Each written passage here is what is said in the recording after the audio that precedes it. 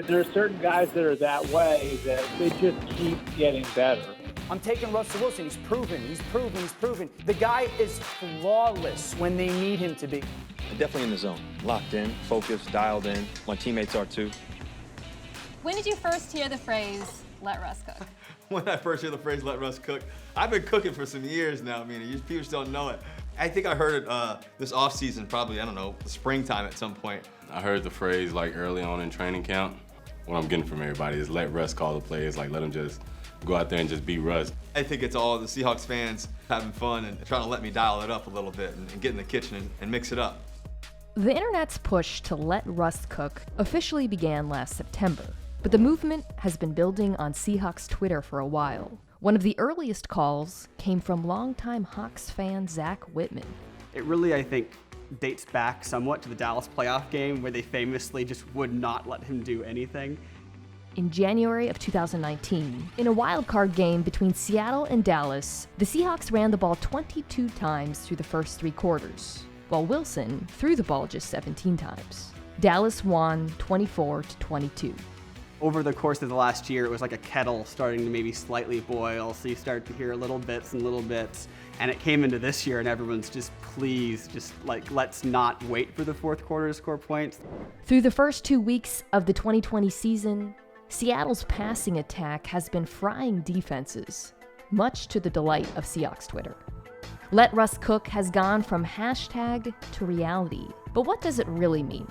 I think people have understood it in many ways. I think the idea, very, very broadly, is to let Russell Wilson play more aggressively and to basically do what they do in the fourth quarter, which is they try to score points and do that during the rest of the game. What it means to me is let Russ call the plays, like let him just go out there and just be Russ. Don't like try to put him in a box or anything. What it means is it's just getting in there and just giving me the freedom to play the game, and just go after it. We have so many great players, and I think at the end of the day, for me, I've always believed in the fact that, hey, let's go score, a lot of points early, and it does not always have to be late. And I like winning the games in the fourth for sure, but let's go win them early too.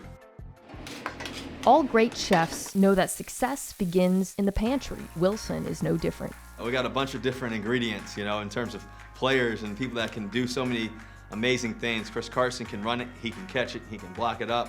Tyler Lockett, he's been unbelievable. I think the most underrated receiver in the game for so many years, and our connection has been really special. I think David Moore stepped up into his role.